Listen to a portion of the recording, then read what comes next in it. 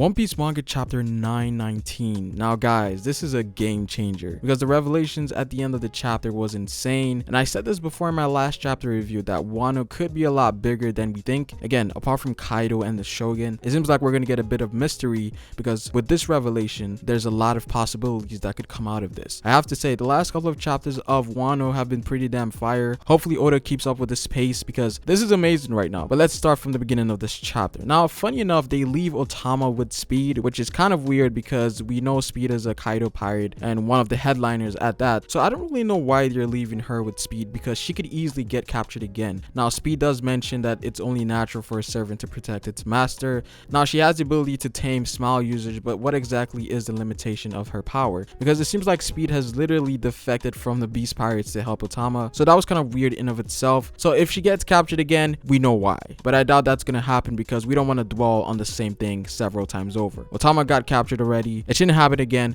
because that would be disappointing as hell. When it comes to Otama, her ability seems to be very useful because we know there's 500 smile users in Kaido's crew, so she might actually be a lot helpful when dealing with smile users. Obviously this is not going to work against regular zones because smile users have animal parts integrated with your system, so the calamities are definitely out of question. And time again Luffy saves the day. Again, I said this in my last chapter review, Luffy has done way too many things not to be called a hero. And it's funny because during Fishman Island, before the fight against Horde, we actually see that Luffy has a different definition of what a hero is, and that's why he doesn't want to be acknowledged as one. So it's really just Luffy being kind of ignorant in a sense. So that's typical Luffy for you. Then we have this part of this chapter where we see Kuri Town and we see how things are laid out, specifically in a school setting, and a lot of information pertaining not only to Oden's retainers but also in some information about the Shogun. Now the kids of Wano are being thought the idea of having an open country is evil, and being isolated is basically the right way of doing things. Obviously this is Orochi's way of ensuring that people and future generations don't get the wrong idea. And we also got the brief story about how Orochi was the person who killed Oden and his retainers 20 years ago and was essentially hailed as a hero, and the fact that Orochi is actually scared because of a prophecy that was said by Oden's wife that in 20 years time 9 samurais are going to kill the Shogun and open up the borders of Wano, and that's why Orochi is a bit cautious. Now funny enough, we also know that Luffy has 9 crew members, so that could lead up to the Straw Hats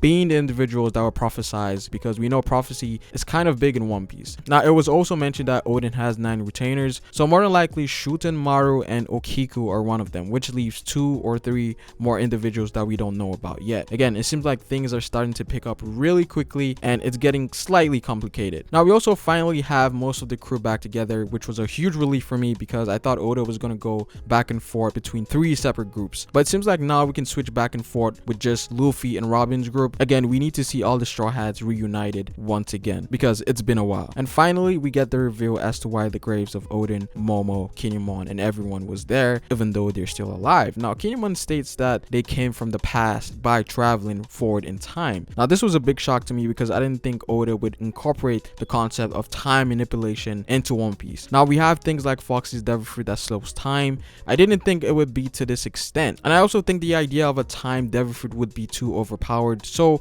more than likely I think this is related to some void century stuff or some power with the poneglyphs. Now we know the Kouzuki clan can read the poneglyphs, so it's not going to be far-fetched if Oden knew about some power that was used by the Great Kingdom. So when you think about it, Momo actually met Roger. Oda did not put that there for comedy's sake. And when it comes to time, you can have a lot of problems with it. This is going to be difficult for Oda unless he has everything planned from the jump, because with time you're going to have paradoxes, alternate timelines. So Oda incorporating the concept of time manipulation could complicate the story, which would lead to more problems with writing and things like that. But since this is something that has been foreshadowed, we have to see how Oda is going to explain this before jumping to conclusions. But right now there's a lot of questions because when you think about it, why is Jack still chasing after Raizo? It doesn't make any sense if these guys were stated to be dead. Again, just my quick thoughts, but overall this was a pretty good chapter, and big shout out to Marco, the One Piece theorist. He was actually one of the few individuals that called this theory out. But yeah, that's pretty much it for this video, guys. Comment down below what you guys think about this crazy chapter. Like the video if you liked it. Subscribe for more One Piece content on this channel. It is Pharaoh, and I will see you folks later. Peace.